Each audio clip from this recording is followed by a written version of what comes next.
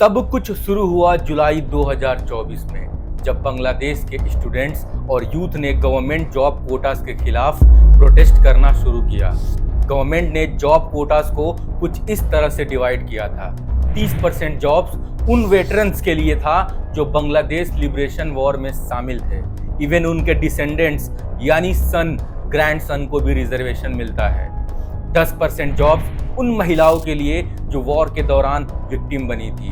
10% Kota backward districts के लिए, 5% Kota minority के लिए और 44% कोटा मेरिट बेस्ड पे, और बचा हुआ 1% फिजिकली चैलेंज्ड लोगों के लिए। स्टूडेंट्स का कहना था कि ये सिस्टम उनके लिए अनफेयर है, क्योंकि ज़्यादा जॉब्स रिजर्व कैटेगरीज में जा रही थी और उन्हें नौकरी पाने का मौका नहीं मिल रहा था। शाहबाग स्क्वायर ढाका में प्रोटेस्ट की शुरुआत हुई और धीरे धीरे ये प्रोटेस्ट पूरे देश में फैल गया। इनिशियली गवर्नमेंट ने इस प्रोटेस्ट को इग्नोर किया, लेकिन जब प्रोटेस्ट बढ़ने लगे तब उन्होंने पुलिस और मिलिट्री को डिप्लॉय किया। क्लैशेस में पुलिस ने रबर बुलेट्स और टीयर गैस का इस्तेमाल किया, जिससे कई लोग घायल हुए। प्रोटेस्टर्स और पुलिस के बीच भयानक झड़प हुई, जो सैराजगंज डिस्ट्रिक्ट में सबसे ज़्यादा वायलेंट थी। वहां प्रोटेस्टर्स ने एक पुलिस स्टेशन पे अटैक किया, जहां 13 ऑफिसर्स की मौत हुई। जब प्रोटेस्ट्स और वायलेंट हो गए तब पूरे देश में हर जगह क्लैशेस होने लगे। अगस्त के महीने में एक दिन में 90 लोगों की जान गई और डेथ टोल 280 से ज़्यादा हो गया। हजारों लोग घायल हुए और देश में हर जगह अनरेस्ट और चाओस देखने को मिला।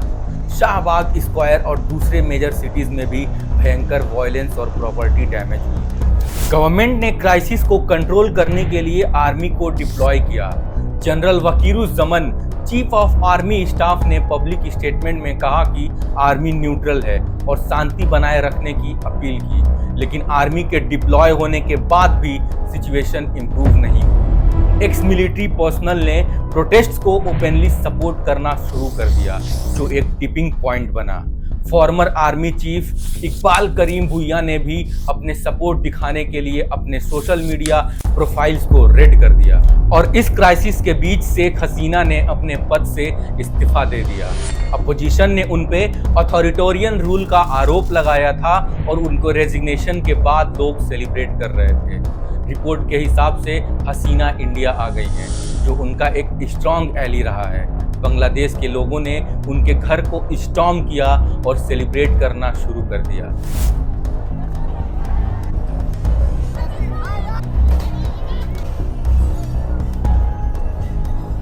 जनरल जमन ने अनाउंस किया कि एक इंटरिम गवर्नमेंट तुरंत पावर ले रही है।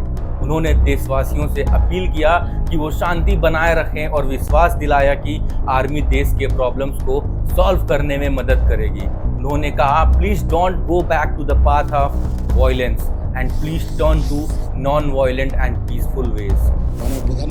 The Honorable Prime Minister has resigned. Now we will form an interim government and continue our work to lead the country. Through the interim government, all the functioning of the country will take place. अभी तक clear नहीं है कि interim government किस तरह से form होगी, लेकिन general Zaman major political parties including opposition BNP के साथ बात कर रहे हैं। और जनरल जमन ने प्रॉमिस किया है कि प्रोटेस्ट के दौरान हुए मर्डर्स और इनजस्टिस को इन्वेस्टिगेट किया जाएगा। उन्होंने कहा, I promise you all we will bring justice to all the murders and injustice. We request you to have faith in the army of the country. Public का सेंटिमेंट मिक्स्ड है। कुछ लोग शांतिपूर्व future की उम्मीद रखे हुए हैं, जबकि कुछ लोग अब भी स्केप्टिकल हैं आर्मी के इन्वॉल्वमेंट को लेकर। This is not just the end of the tyrant Sheikh Hasina. With this, we put an end to the mafia state that she has created. Everyone is happy, everyone is cheerful, everyone is celebrating. तो दोस्तों, ये था बांग्लादेश के political crisis का एक detailed overview. Sheikh Hasina का resignation और army का इंटरवेंशन एक हिस्टोरिक मूवमेंट है। अब देखना यह है कि आगे क्या होता है। आपके क्या विचार हैं इस पूरे सिनेरियो पर, कमेंट में जरूर बताइएगा। अगर आपको ये वीडियो पसंद आया तो लाइक करें, शेयर करें और हमारे चैनल को सब्सक्राइब करें। मिलते हैं अगले वीडियो में।